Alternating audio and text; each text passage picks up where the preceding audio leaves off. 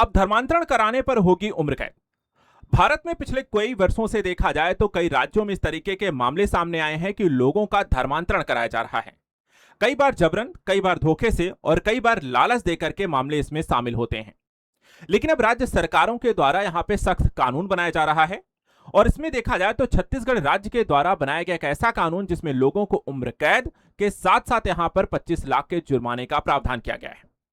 साथ ही अगर हम बात करें क्या हमारा संविधान ऐसे कानूनों को मंजूरी देता है, तो एक तरफ देखा जाए तो जहां संविधान हमारा कहता है कि लोगों को धर्म मानने, स्वीकार करने, आचरण करने की यहाँ पे स्वतंत्रता है, वहीं धर्मांतरण कराने के जैसे मामलों को अलाउड नहीं किया गया है। इसलिए आज की इस वीडियो में समझना जरूरी है कि भारत में धर्मांतरण के मामले क्या हैं, इसको लेकर के कई राज्यों के द्वारा जो कानून बनाया गया है उससे भारत में इस मामलों को कैसे रोका जाएगा, दोषियों को क्या सजा दी जाएगी, छत्तीसगढ़ का कानून क्या है और कौन कौन से राज्यों में इस तरह के कानून लागू किए गए हैं और हमारा संविधान इसको लेकर के क्या कहता है। सबसे पहले आपको यह समझाते हैं आखिर ये दो धर्मांतरण कानून होते हैं, ये आखिर होते क्या हैं। तो देखिए, धर्मांतरण या इनको इंग्लिश में हम कह सकते हैं कि एंटी कन्वर्जन लॉ, ठीक है। भारत में धर्म स्वतंत्रता कानून उन राज्यों के कानूनों को कहा जाता है जहां पर जबरन धर्मांतरण जो होता है प्रलोभन के माध्यम से किया जा रहा है, यानी कि लालच देकर के, या फिर देखा जाए तो धोखाधड़ी के माध्यम से लोगों का धर्मांतरण कराया जा रहा है, या अपराध यहां पर देखा है इस तरह की गतिविधियों में आपको जबरन या लोगों को डरा धमका के भी यहां पर देखा जाए तो धर्मांतरण कराया जा रहा है। ऐसे स्थितियों में एंटी कन्वर्जन लॉ यहां पर लागू किया गया है, किस पर रोक लगाई जाएगी। जैसा कि मैंने कहा कि यहां पर देखिए ऐसा कोई कानून क्या केंद्र सरकार के द्वारा बनाया गया है, तो नहीं।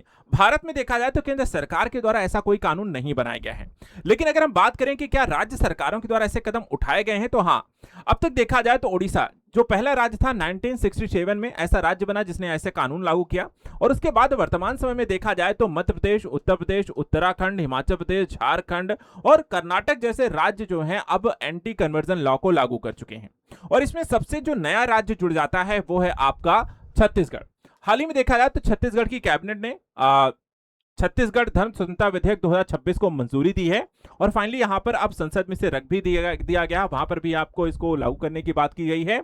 इस कानून के तहत राज्य में अब जबरन, प्रलोभन और धोखाधड़ी होने वाले जो धर्मांतरण की प्रक्रिया है उसको रोका जाएगा। आपको यह भी बता दें कि छत्तीसगढ़ राज्य सरकार के द्वारा जो ये कानून यहां पे बनाया गया है इसको छत्तीसगढ़ धर्म स्वातंत्र विधेयक 2026 कहा गया है। और इस कानून के तहत जो प्रावधान लागू किए गए उनको बहुत ही आसान भाषा में समझिएगा। इस कानून में देखिए क्या क्या कहा गया है। सबसे पहली चीज, इस कानून के अनुसार बल, प्रलोभन, दबाव या फिर अगर हम कहें कि किसी तरीके की झूठी जानकारी, कपटपूर्ण यहां पर तरीके से धर्म परिवर्तन कराते हैं अब प्रतिबंधित कर दिया जाएगा। यानी इन कानून में इस तरीके की कोई भी प्रविधियां शामिल हैं जिसके माध्यम से धर्मांतरण कराया जा रहा है तो वो अवैध होगा। दूसरी चीज, कोई व्यक्ति यदि स्वेच्छा से धर्म परिवर्तन करना चाहता है तो उसे निर्धारित प्रक्रिया के तहत जिला मजिस्ट्रेट या फिर देखा जाए तो सक्षम प्राधिकारी को पहले सूचना देनी होगी। यानी आप अपने खुद करना चाहते हैं तो इसमें यहां पर कोई रोक नहीं है, बस यहां पर आपको एक प्रक्रिया अपनानी होगी, उस प्रक्रिया के तहत आपको जानकारी देनी है। दूसरी चीज, प्रस्तावित धर्म परिवर्तन की जानकारी जो है सार्वजनिक रूप से प्रदर्शित की जाएगी, यानी कि सबको बताया जाएगा कि हाँ इस फला फला व्यक्ति ने अपना धर्म परिवर्तित कर लिया है। और 30 दिनों के भीतर आपत्ति दर्ज कराने का भी यहां पे प्रावधान रखना होगा। चौथी बात यहां पे देखा है तो विधेयक में प्रलोभन, प्रवृत्तिपन, दुर्व्यपदेशन, सामूहिक धर्मांतरण और डिजिटल माध्यम से धर्मांतरण जैसे शब्दों को स्पष्ट रूप से परिभाषित किया गया है। इनका मतलब क्या है, इनके तहत क्या क्या चीजें शामिल की जाएंगी, वो एक परिभाषिक यहां पे गतिविधियों को स्पष्ट किया गया है। एक और चीज यहां पर देखा है, इस कानून में कहा गया है कि पैतृक धर्म में वापसी को धर्मांतरण नहीं माना जाएगा। यह भी विधेयक में स्पष्ट किया गया, यानी कि कोई व्यक्ति या उसका कह सकते हैं कि पीढ़ी दर पीढ़ी हम देखें तो पहले अगर 2-3 पीढ़ी पहले या फिर यहां पर उसने कुछ साल पहले देखा जाए किसी धर्म को अपना लिया है और जो कि यहां पर उसका पहला धर्म नहीं था, जैसे कि देखा जाए तो यदि आप हिंदू रहे हैं, आपने किसी कारण से यहां पे देखा प्रलोभन के या धोखाधड़ी या यहां पर ऐसे मामलों के कारण आपने किसी दूसरे धर्म में परिवर्तित हो गए हैं, लेकिन अब वापस आप अपने पुराने धर्म में आना चाहते हैं जिसको आप पहले से मानते हैं, आपकी पीढ़ी यहां पर जिससे रिलेट करती है, तो उसे यहां पे धर्मांतरण नहीं माना जाएगा। एक चीज और यहां पे देखा है, अवैध तरीके से धर्मांतरण कराने पे 7 से 10 वर्ष की जेल और कम से कम 5 लाख रुपए जुर्माने का प्रावधान है। इसके अतिरिक्त देखा जाए यदि पीड़ित नाबालिग है, महिला है, अनुसूचित जाति है, अनुसूचित जनजाति है या अन्य पिछड़ा वर्ग से है तो ये सजा का जो प्रावधान है वो 10 से 20 वर्ष तक की जेल का हो सकता है और कम से कम 10 लाख रुपए के जुर्माने का भी यहां पर प्रावधान है। इसके अतिरिक्त एक और प्रावधान इसमें शामिल किया गया है कि सामूहिक धर्मांतरण के मामलों में 10 वर्ष से लेकर के आजीवन कारावास का प्रावधान किया गया है और साथ ही इसमें कम से कम 25 लाख रुपए के जुर्माने के प्रावधान को भी शामिल किया गया है। और लास्ट में अगर हम देखें तो विधेयक के तहत आने वाले अपराध संज्ञेय और अजमानतीय होंगे और मामलों की सुनवाई विशेष न्यायालय में की जाएगी।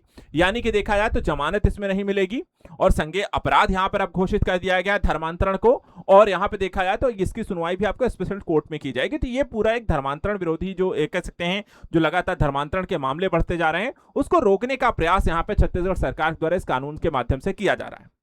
अब चलिए बात करते हैं कि भारत में धर्म की स्वतंत्रता को लेकर के संविधान ने क्या कहा है और साथ ही साथ हाईकोर्ट के फैसले क्या हैं और उसको लेकर के भारत में स्थिति क्या है। सबसे पहली चीज ये देखिए, यहां पे धर्म की स्वतंत्रता क्या है। धर्म की स्वतंत्रता का अर्थ यहां पर कि प्रत्येक व्यक्ति को, कोई भी किसी भी धर्म से रिलेट क्यों ना करता हो, उसे अपने धर्म को मानने की स्वतंत्रता है, उसे उनका पालन करने की स्वतंत्रता है, उनका प्रचार करने का भी उसे अधिकार प्राप्त है, लेकिन इसका प्रयोग सार्वजनिक व्यवस्था को नुकसान पहुंचाने, नैतिकता और स्वास्थ्य के अधीन यहां पर होता है। इस तरह की कोई अन्य गतिविधियां जिससे लोगों को समस्याएं हो, उसकी स्वतंत्रता यहां पे नहीं है। दूसरा, क्या भारत में धार्मिक स्वतंत्रता है? तो इस पहलू को अगर हम देखें तो भारत देखा जाए तो अनेक धर्मों का देश है। लगभग हर धर्म के लोग यहां पर देखा जाए तो आपको धार्मिक विविधता भारत में बहुत ज्यादा है। प्यू रिसर्च सेंटर 2021 के अनुसार भारत में लाखों लोग प्रमुख धर्मों के अलावा अन्य धार्मिक परंपराओं का भी पालन करते हैं। इसलिए संविधान में धर्म की स्वतंत्रता की सुरक्षा यहां पर आवश्यक मानी गई है और इसलिए यहां पर भारतीय संविधान में इसको लेकर के प्रावधान भी किए गए हैं। तो भारतीय संविधान में इसको लेकर के क्या प्रावधान किया गया है? सबसे पहले अगर हम देखें, यहां पर धर्मनिरपेक्षता शब्द जोड़ा गया। ठीक है, अब यहां पे देखा है भारत ऐसा एक धर्मनिरपेक्ष राज्य है। संविधान की प्रस्तावना में अगर हम देखें तो 42वां संविधान संशोधन 1976 के द्वारा धर्मनिरपेक्ष शब्द जोड़ा गया है। इसका अर्थ क्या होता है कि राज्य, कोई भी राज्य सरकार या केंद्र सरकार या जो भी है, उसका अपना कोई आधिकारिक धर्म नहीं है और सभी धर्मों के प्रति वह समान व्यवहार करेगा। किसी प्रकार का भेदभाव यहां पर सरकार की तरफ से नहीं किया जाएगा किसी धर्म विशेष के दृष्टिकोण से। तो भारत का एक धर्मनिरपेक्ष मॉडल है, उसी के अनुसार यहां पे प्रशासित होती है। तो यहां पे देखा जाए एक पॉजिटिव सेकुलरिज्म देखी जाती है, जिसका मतलब यहां पर है कि राज्य सभी धर्मों के प्रति तटस्थ रहेगा, आवश्यकता होने पर धार्मिक सुधार लागू कर सकता है और अल्पसंख्यकों के अधिकारों की रक्षा भी यहां पर संविधान करेगा, सरकारें करेंगी। वहीं अगर हम संविधान में धर्म की स्वतंत्रता से जुड़े अनुच्छेदों की बात करें तो आप आर्टिकल पढ़ें मौलिक अधिकारों को लेकर के, जहां आर्टिकल 25 से लेकर के 28 के बारे में यहां पर जानकारी दी जाती है। आर्टिकल 25 की अगर हम बात करें तो उसमें कहा गया है कि धर्म मानने, आचरण करने और उसके प्रचार करने की स्वतंत्रता दी गई है। वहीं देखा जाए तो आर्टिकल 26 हमें बताता है कि धार्मिक संस्थाओं के प्रबंधन की स्वतंत्रता भी व्यक्ति को प्राप्त है, या यहां पे संस्थाएं अगर कोई करना चाहते बना करके तो उनको भी यहां पर ये प्राप्त है। अनुच्छेद 27 हमें बताता है कि धार्मिक प्रचार के लिए यहां पर आपको स्वतंत्रता दी गई कि आप अपने धर्म का प्रचार कर सकते हैं।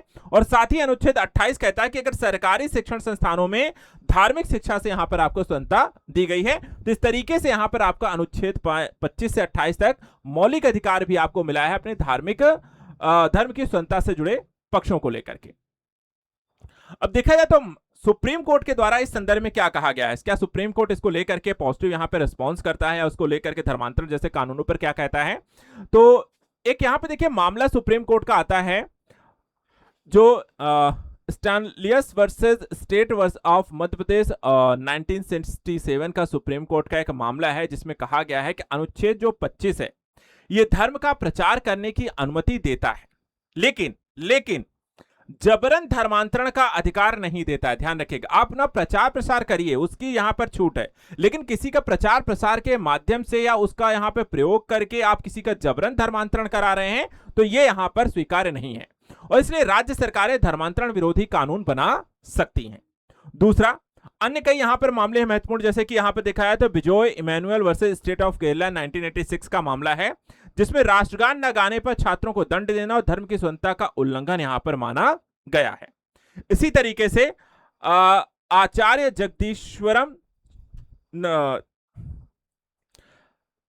जगदीश्वरनंदा केस 1983 में तांडव नृत्य सार्वजनिक सड़क पर करना और धर्म का आवश्यक अभ्यास यहां पर नहीं माना गया है। तो ऐसे कई मामले हैं जहां पर सुप्रीम कोर्ट ने भी यहां पर स्पष्ट किया है कि कहां तक आपको यह धार्मिक स्वतंत्रता प्राप्त है और कहां पर यहां पर रोके जाने की भी आपको स्पष्टता है। यानी कि एक युक्त आपको प्रतिबंध लगाने की भी बात इस पर लागू है और साथ ही ऐसे कानून यहां पर बनाए जाने को लेकर के भी। तो भारत में देखा जाए तो कई राज्य सरकारों के द्वारा धर्मांतरण पे ये जो कानून बनाए गए हैं कि इतने यहां पर आपको स्पष्ट तरीके से आपका इसको लेकर के क्या कहना है। भारत में बढ़ते हुए धर्मांतरण के कानूनों मामलों को रोकने के लिए कानून कितने प्रभावशाली होंगे, इसको लेकर के अपना कमेंट करें और साथ ही यहां पर ऐसे इंपॉर्टेंट करंट अफेयर्स के लिए आप चैनल को सब्सक्राइब करके रखें। Thank you so much and good luck.